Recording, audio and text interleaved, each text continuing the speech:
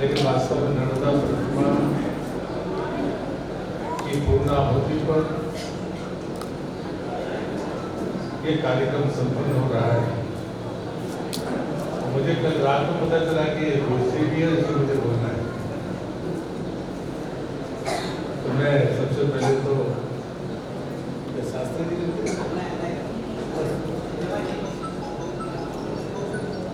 अनय के लिए जरा फिर से ताली बजा देंगे तो अच्छा रहेगा।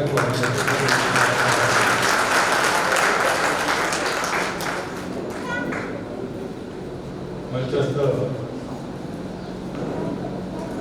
तीनों मेरे प्रतिमावासी भी साथी हैं और परिवार के लिए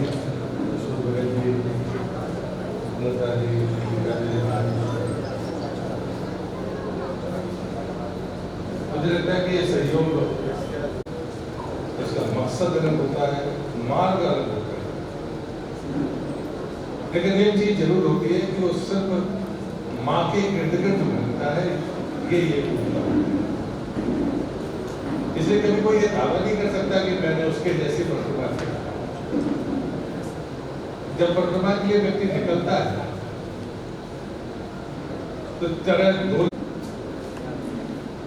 और सबका मार्ग बदलेगा, कोई एक से मार्ग पर चलेगा नहीं, मैं दावे के साथ कह सकता हूं। और इसलिए मेरे आराध्य प्रभु शिवासी जी कहते थे कि देखो साथ चलोगे लेकिन तुम्हारा बिछुड़ना तय है यात्रा के बीच में। जैसे अनय जी ने कहा कि मिलना तय है, ऐसे बिछुड़ना भी तय है। आप साथ चलिए, प्रतिमा में आप साथ नहीं रहेंगे, कहीं ना कहीं आप एक दूसरे से बिछड़ेंगे। और ये वैराग्य के भाव में क्योंकि मन स्थिति एक नहीं होती, इसलिए ये जो अंतर है ये आना स्वाभाविक है उस यात्रा के पीछे। उसी से पहली बात मैं बड़ी आग्रहपूर्वक कहूंगा कि हम सब जब प्रतिमा के बारे में सोचते हैं तो उसके विधानों के बारे में जरूर विचार करना है। एक होता है प्रमाप और एक होता है प्रयास। प्रयास करने के लिए हम हैं, लेकिन प्रमाप क्या होगा? इसलिए मानवता की प्रतिमा में तो प्रमाप तय नहीं है। मार्कंडेय ऋषि जी के द्वारा जो तय हुआ प्रमाप है वो 3 साल 3 महीने 13 दिन, लेकिन किस स्थान पर कितने दिन रुकना इस बारे में अभी तक कोई मंतव्य स्पष्ट नहीं है। कुछ स्थान ऐसे हैं जहां कहा जाता है कि आपको 7 दिन रुकना चाहिए। तो जो साधक होता है वो कोशिश करता है कि मैं कम से कम अगर इतने लंबे समय तक किनारे पर हूँ तो स्थानों पर किसी जगह 2 दिन का, किसी दिन 3 दिन का, किसी दिन 3 रात्रि का, कहीं 7 दिन का, ऐसा मोटा प्रमाप है। लेकिन कोई उसका पालन करता नहीं, कोई उसका पालन कर नहीं रहा। तो स्थान में बड़े परिवर्तन हुए। वो स्थान बचे नहीं जहां पर साधना होती थी, जहां पर साधक थे, उनका आज अस्तित्व नहीं। और मैं जब प्रतिमा में था तो कई बार प्रभु शिवासी जी विरोध करते थे। अब लोग जानते तो थे नहीं मुझे कि मैं कौन हूँ। तो एक बार प्रतिमा में एक जैसे अनय ने कुछ बातें बताई जैसे मैं सहमत नहीं होता, क्योंकि मैं अपने आराध्य प्रभु शिवासी जी की वाणियों का पालन करता हूँ कि चमत्कार देखना और चमत्कार दिखाना दोनों अधोगति देते हैं। हम आगे बनाने जाए और अहंकार हमारे जीवन में बचा रहे। प्रतिमा क्या है और प्रतिमा देती क्या है? प्रतिमा की पूर्णता आप मानते कैसे है? तो ने कहा कि जो पूर्णता देते, जो संपूर्णता देते वो प्रतिमा है। दूसरे व्यक्ति को यह तय करना होगा कि वो किस उद्देश्य के साथ प्रतिमा में जाना। मैं आज स्वच्छता मंत्री हूँ देश का, लेकिन जो मुझे प्रतिमा में सिखाया गया था वो आज मुझे एहसास होता है कि ये तो सबसे बड़ी समस्या है। उन्होंने मुझसे पहला प्रश्न किया था कि तुम कौन से नंबर के प्रतिमावासी हो, बड़े नंबरों का ध्यान रखो, बता पाओगे कि तुम किस नंबर के प्रतिमावासी हो? मैं समझता इस प्रश्न का उत्तर धरती पर नहीं दे सकता। प्रारंभ करने की इसकी तिथि ना हो, जिसका कोई नियत निर्धारण संख्या ना हो, आप कैसे तय कर सकते हैं कि आप किस नंबर के परिक्रमावासी हैं? उसी दिन मुझे अपनी हैसियत का अंदाजा लग गया कि मैं परिक्रमा में आया हूँ, लेकिन मैं आपको नहीं हूँ, क्योंकि मैं ये तय नहीं कर सकता कि मैं किस नंबर का परिक्रमावासी हूँ। पर आगे चलते गए वो ऐसे ही, कोई ऐसा नहीं कि एक दिन बैठे हुए क्लास लेके अचानक सवाल होता है। एक जन ने कहा कि भूख लगी, तो सच में कोई भोजन का कोई सलाह नहीं होता, तो ये समझ नहीं आया कि मैं हाँ कहूँ कि ना कहूँ, क्योंकि भूख लगी नहीं थी और भोजन किया नहीं था, और 11 से एकादशी थी, निर्जला के बाद की वो मुझे पूछा गया, तो 37 घंटे आप पानी ना पियो और उसके बाद आपको भूख न लगे, पर सवाल हो कि भूख लगी है क्या? तो मैंने पूछा कि ये प्रश्न तो ऐसा है कि मुझे भोजन नहीं मिला लेकिन मुझे भूख नहीं लगी, तुम उत्तर दे सकते हो क्या? हाँ ना उत्तर चाहिए। तो मैं हाँ ना उत्तर नहीं दे सकता। बोले ये बैराग की शुरुआत है, जहां पर वासना जहां तक आपका हो, आपको प्रश्नों में ना उलझाए, ये सहज वैराग्य है, ये संयम है। कि भोजन की जरूरत शरीर को है, लेकिन उस शरीर को न मिलने के बावजूद भी अगर वो मांग ना करे, तो वो इसका सबसे सरल शब्द ही कृपा है। अगर आप प्रधान बन गए हो तो कृपा मांगने के लिए गए, फल मांगने के लिए नहीं गए। इसलिए सबसे पहले परिक्रमावासी को यह तय करना चाहिए कि मेरी परिक्रमा करने का मकसद क्या है। मन के विकार, मन की बातें, मन के प्रश्न, मन की आकांक्षाएं अगर ये समाप्त नहीं होगी तो परिक्रमा की पूर्णता नहीं हो सकती। और सिर्फ मां को हम देने के लिए गए हैं या मां को लेने, मां से लेने गए हैं, एक प्रश्न ये भी है। पर बाद में घाट था, बड़ा कचरा था वहाँ, और हम लोग लगभग 1.5 घंटे तक उसको साफ करते रहे। मुझे शायद रास्ते दिल्ली के सामने वाले तक का घाट था। तो रास्ते में मैं वो पहला दिन था जब हम लोगों को 7 महामंडल के बीच से निकले और 7 अर्थियां वहां जल रही थी और बीच से निकल कर गए, और अचानक बातों में कहा कि विश्राम है। उसको निकलने के बाद ही एक गांव पड़ा, बोले यहाँ पर विश्राम करो। विश्राम हो गए, देखा तुम्हारी सारी नहीं, इतना कचरा कि उसको साफ करने में 1 से 1.5 घंटे लगे। पूरा घाट साफ करके स्नान बनाया, सिंचाई की, लीपा पोता। उन्होंने कहा कि तुम्हारे पीछे भी कोई आ रहा है। बोले परिक्रमा बोझ ढोने के लिए नहीं है, कचरा फैलाने की जगह नहीं है। जब ये तुम्हें पता है कि जैसे तुम परिक्रमा कर रहे हो, ठीक तुम्हारे पीछे भी कोई परिक्रमावासी होगा, अगर उसको ही 1.5 घंटे कचरे साफ करना है इस घाट पर आकर, तो तुम्हारी परिक्रमा का क्या अर्थ है? और जब भी कभी जो सामान बचता था, नगरी बच जाए, तो कहते थे भोग हो गया। प्रस्थान करने के पहले पूरा साफ जो है लीपो, जितनी लकड़ियां बची है उनको उसी के चूल्हे के पास जमा दो, और जितना सामान छोड़ सकते हो उस स्थान पर व्यवस्थित छोड़ दो। बोले तुम्हारे जाने के बाद अगर कोई परिक्रमावासी आए, थका मादा और जल छिड़क कर भोग सिद्ध कर ले, तो उसकी नहीं तुम्हारी परिक्रमा की सफलता है। उसे रिक्शा मारने न जाना पड़े, उसे लकड़ी इकट्ठा न करना पड़े, उसे लीपना पोतना ना पड़े, उसे गंदगी ना दिखे, तो वो कहेगा कि कोई तो गया है। परिक्रमा सिर्फ भिक्षा के लिए नहीं होती, सिर्फ भिक्षाटन के लिए नहीं, तीर्थाटन के लिए नहीं। परिक्रमा जीवन जीने का वो तत्व है जो बिना आश्रय के पूरा कर दिया जाए, वो परिक्रमा है। और ये परिक्रमा का सार मैं झाड़ी में गया, भगत जी ने माँ के दूध की चर्चा की, वो भी झाड़ी में गए होंगे, अब तो झाड़ी का मार्ग बदल गया। लेकिन जब हम लोग झाड़ी में गए थे तो हमको भोजन नहीं मिला था 3 दिन। तो अचानक जो माँ सीता ने भिक्षा ली थी उसमें चावल थे और हम सबके पास में नारियल की लड्डी थी, बाकी सामान छूट दिया था तो होता नहीं था पास में। और जो घी के डिब्बे होते हैं उसमें तार फंसा के अंदर बन जाता है, वो डिब्बा था। तो बोले उसको थोड़ा सा उबाल दो, इतने चावल ले लो उबाले। अब 6 लोग थे, 6 लोगों में इतने चावल उबाल कर गुजरे हो गए, सबकी नदी में थोड़े थोड़े डाले। बोले जाओ माँ का दूध ले आओ, माँ का दूध ले आओ, मतलब नर्मदा जी का जल ले आओ, इसको गर्म कर दो। बोला राम रस। अब इसको उस नदी में डालते जाओ, पी लो। तो कभी 2-4 दाने चावल के तो 4 दाने चले गए और 5-6 नदी पानी पिया, सो गए। दूसरे दिन चल पड़े। इतने से बने हुए पके हुए चावल 6 लोगों का भोजन की तब्दीली तो नहीं कर सकती, लेकिन मैं तो ठीक हूँ, जो मेरे साथ थे रहती भी थी।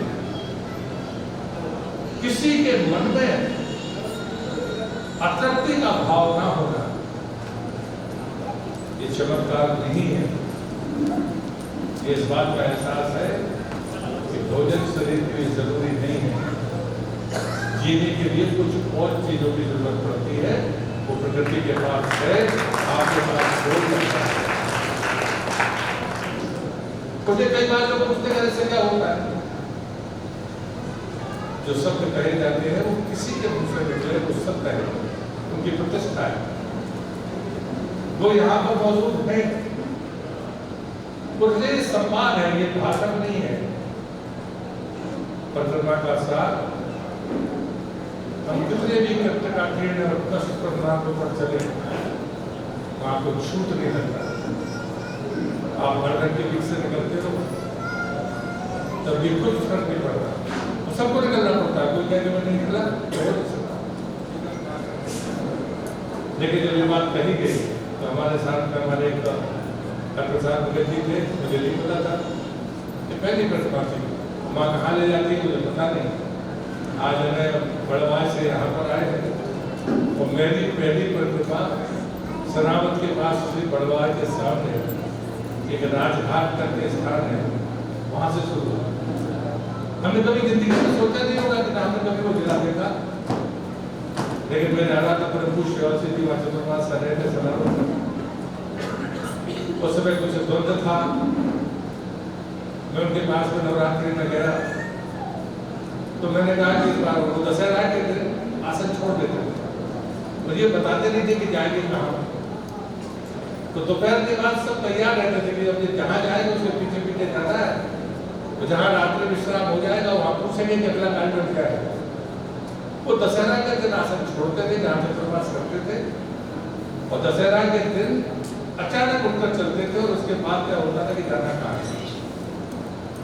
तो मैंने जाकर आग्रह किया कि इस बार जब आप जाएंगे तो मैं या मेरे छोटे भाई आपके साथ जाएंगे। उन्होंने प्रश्न नहीं किया क्यों, तो बोले मुन्ना क्यों जाएगा, तुम क्यों नहीं। और उस समय उसी समय में राजनीति में सक्रिय हुआ था, तो मैं ना मैं कर सकता हूँ। पर मेरे मन में शुरू में तो लगा कि अचानक ये प्रश्न होगा और उसका जवाब मेरे पास क्या होगा, लेकिन मैंने कोई उसको बुद्धि नहीं लगाई। मैंने कहा कि हाँ चलो। तो उन्होंने मुझसे कहा कि 2 काम करो, पहले तो सोचना और सोचना 2 काम कर देते। मैं भी लिखी था, मैंने कहा सोचना किसको, सोचना किस बात के लिए, जब प्रतिमा की आज्ञा हो रही है तो मुझे तो हाँ कहना है, मुझे क्यों सोचना है, तो सोचना किसको। तब उन्हें दूसरी बात कही कि माता पिता से आज्ञा और पत्नी से सहमति अगर होगी तब आप तुम्हें पात्रता है प्रतिमा में साथ चलने की, तो गिरफ्त हो। मुझे वहां से लौटना पड़ा, तृतीया चतुर्थी नवरात्रि की थी, मैं गोटेगांव वापस आया। माता पिता जी ने शायद आज्ञा दी थी, लेकिन जब मैं इनके पास गया तो इनको लोगों ने समझाया कि अरे ये वापस आएंगे कि नहीं आएंगे, पहले से वचन पूरा करो। ये परिस्थिति बनी तो मैंने तो कहा कि वचन लेना मुश्किल काम है, क्या परिक्रमा में जाओगे तो वापस आओगे या नहीं आओगे, यानी मैंने कैसे तय कर सकता है? और ये तय करना मेरा काम भी नहीं था, लेकिन इन्होंने मुझे सहमति दी और मैं चलने लगा। तो मेरे बहुत निकट के एक व्यक्ति थे, सहयोगी प्रसाद जी, जिनकी मैं बात कर रहा था, वो मुझे मिलने आए। तो मैंने कहा मैं परिक्रमा में जा रहा हूँ, मैं अष्टमी का पूजन की तत्काल बात लिखूंगा, तो दशहरा के पहले मुझे श्रीरावसी जी के स्थान पर पहुंचना है। वो भी सत्संगी थे, श्रीरावसी जी उनके भी यहाँ जा सके। तो उन्होंने सब मुझसे इतने कहा कि भैया मैं बस सोचता हूँ, मैं लौट के बताता हूँ। अगर मुझसे गलती हुई मित्र के स्नेह के कारण, मैंने उनसे कहा कि क्या, वो मेरे बड़े विश्वस्त और अच्छे सहयोगी थे। तो मुझे थोड़ा लगा कि मेरी बात पर मैंने सोचे, तो मैंने सोचो इसमें भी सोचना, और हमें हमारा विवेक काम नहीं किया, जो मेरे गुरुदेव ने मुझसे कर्तव्य निर्वहन किया वो मैं नहीं कर पाया। मैं गलती मैं आपके सामने बता रहा हूँ। तो उन्होंने तो मुझसे कहा कि पत्नी से अनुमति लेनी पड़ेगी, माता पिता की आज्ञा चाहिए, लेकिन मैंने अपने दोस्त के साथ ऐसा नहीं कहा। और मैंने उनको कहा क्या सोचो, किस बात में सोचना है? मैंने कहा कि सोचना वोचना नहीं, घर तक जाना है। और दूसरे दिन वो आए परिक्रमावासी को भेज कर मेरे साथ, साथ में 3 लोग और थे, हम 5 हो गए। और हम अचानक अष्टमी को पूजा करने के बाद निकल गए। हम परिक्रमा के बीच में थे, चतुर्मास चल रहा था। जाने के पहले यात्रा उन्होंने कभी नहीं बताया कि मेरी पत्नी गर्भवती है। और जब हम लोग चतुर्मास कर रहे थे तो ऐसा हुआ, और क्या तो वो गए वहां तक, जबलपुर की बात थी, मेडिकल कॉलेज भी गए, लौट कर वापस आए। अब ये दुविधा थी कि तो उन पर छूत है या नहीं। उनका ही बेटा था जिसका निधन हुआ, वो वापस आए तो वो संकोच में थे। तो मैंने उस दिन से कहा कि आज आपको लगनी है। तो उनके लिए धर्म संकट था कि मैं उनका परिक्रमावासी छूत नहीं लगती उसे। हम मरघट में से जाए, अभी हम परिवार की सीमाओं से बाहर है, कोई फर्क नहीं पड़ता कि कौन मरा और कौन जीवित है। हम अपने घर से बाहर नहीं है, इसलिए हमको ये काम करना होगा परिक्रमावासी। मतलब ये दुविधा नहीं है, ये संकल्प की सामर्थ्य है। परिक्रमा एक व्रत है। व्रत का मतलब सिर्फ उपवास नहीं होता। मेरे आराध्य प्रभु श्रीरावसी जी कहते थे, व्रत का मतलब होता है सर्किल। जब हम उसके भीतर होते हैं तो वही हमारा कवच होता है, वही हमारी सामर्थ्य होती है, वही हमारी ताकत होती है। जब हम उससे बाहर जाते हैं तो फिर हम भ्रम में न जिए। जो व्यक्ति व्रत से बाहर जाता है उसे व्रत की सामर्थ्य सहयोग तो करेगी, लेकिन उसका संरक्षण आंख बंद कर नहीं होगा। ये गलत है, उसको दिमाग से दूर कर देना चाहिए।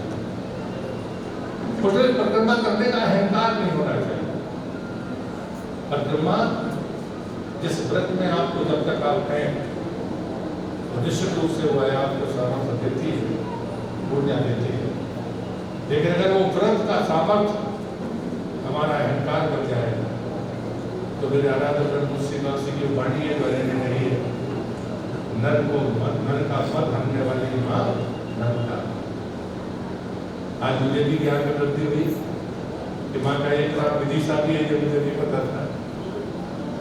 तो मुझे लगता है कि जब सत्संग होता है तो कभी ये मान कर नहीं चलना चाहिए कि प्रणाम पटेल बड़े पुराने परिक्रमावासी है तो ज़्यादा जानकार हो गए। नहीं, ऐसा नहीं मानता। मेरे आराध्य प्रभु श्रीरावसी जी कहते थे, जो विधियों के साथ जिए उसकी आयु कितनी है ये मायने नहीं रखती। जो विधियों के साथ जीता है, नियम के साथ जीता है, जिसके मनोभाव के साथ में जो चीज है वो आगे बढ़ाता है, तो उसकी सामर्थ्य होती है। कद और पद हमारी व्रत की दुनिया के बाहर के हिस्से है। व्रत के भीतर जो नियमों से चलेगा सामर्थ्य उसके पास है। इसलिए कृपा मांगिए, गलतियों की भी क्षमा मांगिए। लेकिन मैं हमेशा कहता हूँ, क्योंकि मेरे गुरुदेव ने मुझसे यही कहा है कि कभी माँ से मांगने जाओ, बेटे होने के नाते तुम्हें अधिकार है, मांग सकते हो, लेकिन माँ अगर बूढ़ी हो जाए तो कुछ उसको देने भी तो जाओ, उसकी सेवा करने के बारे में भी सोचो। आज मानते जी की भाषा में वो अमर तत्व है जो कभी सूखेगा नहीं। वो किसी ग्लेशियर से नहीं निकली, ग्लेशियर से निकलने वाली गंगा के अस्तित्व पर संकट है। उसी विभाग का मंत्री भी, लेकिन मैंने जब वो सांसद था तब भी मैंने प्रश्न लगाया था, ग्लेशियर से निकलने वाली गंगा के अस्तित्व पर संकट, लेकिन मां नर्मदा तो ग्लेशियर से निकलती नहीं, वो तो सतपुड़ा, विंध्याचल और मैकल के संगम से निकलती है। जहां से मां नर्मदा निकलती है वहां 3 पर्वतों का संगम है, सतपुड़ा, विंध्याचल और मैकल, 3 नदियों का उद्गम है, सोन, जोहला और नर्मदा का।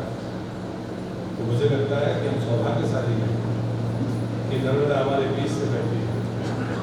लेकिन मैं ये मानता हूँ कि हमने कभी, मेरे गुरुदेव ने मुझे कहा था, इस बात को लेकर मैं अपनी बात को समाप्त करूँगा। उन्होंने कहा कि तुम माँ को क्या मानते हो, नर्मदा को क्या मानते हो? तो माँ मानते हो, अच्छी बात है। बोले जब तुम्हें उसने पैदा किया तो बच्चे थे, किसी गोदी में खेले, गंदगी की, सब कुछ किया, उसने कभी रोका क्या? लेकिन अब तो तुम्हारी मूछें हो गई हैं, बड़े हो गए, जिस माँ ने तुमको जन्म दिया उसकी गोदी में अगर ऐसा करोगे तो क्या वो माँ बर्दाश्त कर पाएगी? क्या समाज बर्दाश्त कर पाएगा? क्या तुम कर पाओगे? मुझे लगता सबका जवाब नामक होगा। जब तक हम अनजान थे तब तक हमने गलतियां करते हुए नदियों को जिस प्रकार से हमने दूषित किया है, इसी गैर जिम्मेदारी का परिणाम। परिक्रमा में हम जाएं या न जाएं, लेकिन घर बैठे भी परिक्रमा हो सकती है कि मैं साफ नहीं करूंगा बेतवा को, नर्मदा को या किसी नदी को, लेकिन मेरे द्वारा या मेरे परिवार के द्वारा कोई गंदगी उसमें नहीं जाएगी, तो अभी आप घर बैठे परिक्रमा कर सकते हो, ये मेरा विश्वास है। नदियों के आर्थिक काल में घर से काम नहीं चलेगा। नदियों के अस्तित्व को बचाए रखना ये हमारे लिए जरूरी नहीं है, लेकिन हमारी संतान के लिए जरूरी है। मैं इस देश में जल मंत्री हूँ। मैं आने वाले 25 साल बाद जो संकट देखता हूँ, पीने का पानी कहाँ से मिलेगा, ये प्रश्न देश के हर व्यक्ति के सामने होना चाहिए। तब तो आंकड़े नहीं थे जब हमारे मनीषियों ने हमको चेताया। आज तो आंकड़े, दुनिया की 18% आबादी भारत में रहती है और पीने का पानी सिर्फ 4% है। ये 1950 का आंकड़ा, तो चुनौती तो उसी दिन से जब देश आजाद हुआ है, उसके पहले से भी नहीं हो, लेकिन आंकड़ा 1950 का है। उस समय एक व्यक्ति पर इस देश में 5000 लीटर से ज्यादा पानी था उपलब्ध, लेकिन 75 साल बाद वो 1400 से 1500 लीटर प्रति व्यक्ति बचा है, और आने वाले 25 साल बाद वो कुल 1000 से 1100 लीटर बचेगा, और प्रति व्यक्ति जरूरत जो आज 55 लीटर में पूरी होती है, आपकी जीवन शैली ऐसी है, तब 100 लीटर में एक व्यक्ति का काम चलेगा। तब पानी नहीं होगा, तब जरूरत हमारी बढ़ने वाली है। ये बातें आंकड़ों से गंभीरता को गंभीर बनाती है। हमारी संत परंपरा, हमारी ऋषि परंपरा हमेशा इसलिए कहा गया है कि नदी को मां मानो, उसके प्रति तुम्हारा बर्ताव मर्यादित और सम्मानजनक होना चाहिए, शोषण का नहीं होना चाहिए, लूटने का नहीं। हम उपमाओं को सिर्फ उपमा की तरह कहते रहे, मंत्रों को सिर्फ उच्चारित करते रहे, लेकिन मंत्र के अनुकूल समाज जीवन को बनाने का जो हमारा कर्तव्य था, उससे विमुख होते रहे। हमारे ब्रह्मसूत्र और हमारे उपनिषद कहते हैं, एक पिता कह रहा है उपनिषद और ब्रह्मसूत्र में, मैं इसलिए कष्ट भोगूंगा ताकि मेरी संतान मुझसे ज्यादा सुखी रह सके। पिता के कर्तव्य के लिए पिता कह रहा है उपनिषद में ब्रह्मसूत्र कि मैं पिता होने के नाते इसलिए कष्ट भोगूंगा ताकि मेरी संतान को सुख मिल सके। आज जो पिता है वो उपनिषद और ब्रह्मसूत्र की इस मनोभाव के साथ जीवन जी रहे हैं क्या? मुझे अपनी चिंता है लेकिन अपने बेटे के भविष्य की चिंता नहीं। क्या सच्चाई नहीं है? पानी तो कोई और नहीं दे सकता, पानी तो आपको उसी प्रकृति से मिलेगा। मुझे सत्याग्रह गाली वाजपेयी से लोगों ने कहा था कि नदी जोड़ो, तो लोगों ने मजाक उड़ाया था, लेकिन बिना डेफिसिट प्रेशर और सर्कुलर प्रेशर को जोड़े बगैर भारत की विशाल आबादी को पानी नहीं दिया जा सकता। और इसलिए मुझे लगता है कि समय के साथ हम इन चीजों को देखे परिक्रमा हमें सिखाती है कम चीजों में, कम संसाधनों में अहंकार को खत्म करके, भिक्षा मांग कर एक बार भोजन करके जीवन यापन करके हम कैसी ऊंचाइयां प्राप्त कर लेते हैं जो अच्छे भोजन के साथ घर में बैठकर हम नहीं पा पाते। मैं यहाँ पर 2 टाइम का भोजन करने के बाद विश्राम करूं पर अपनी दैनिक दिनचर्या को पूरा करने के बाद मैं वो सामर्थ्य नहीं पा पाया जो मैंने अपने गुरुदेव की सेवा करते हुए परिक्रमा में प्राप्त किया। स्वीकार करता हूं क्योंकि वो उस व्रत से बाहर गया। तो जब मैं व्रत में था तब यही प्रणाम करने कुछ और था, लेकिन जब मैं व्रत से बाहर गया तो मेरा कल बढ़ सकता है लेकिन वो ऊर्जा घटी है, मैं स्वीकार करता हूं। कुछ ये कहने से काम नहीं चलता कि आप बहुत अच्छा बोलते हैं। बेहतर ये होगा कि परिक्रमावासी को अपनी जिम्मेदारियां जीवन भर पूरी करनी चाहिए। मानव ने जो ऊर्जा आपको दी है वो ऊर्जा स्वांताय सुखाय के लिए बन नहीं है, खुद के परिवार को भरने के लिए नहीं है, आने वाली पीढ़ी के संरक्षण के लिए है। जैसे मां नर्मदा सदियों से युगों से बहकर लोगों का भला कर रही है, उसके परिक्रमावासी को भी उसी तरह दिल कर समाज जीवन को देने का काम करना चाहिए। यदि आप वहां से कुछ लेकर आए हैं तो, अगर कुछ लेकर आए तो उसे बांटिए, अन्यथा अपनी उस बूढ़ी मां के लिए कुछ करने का संकल्प लीजिए।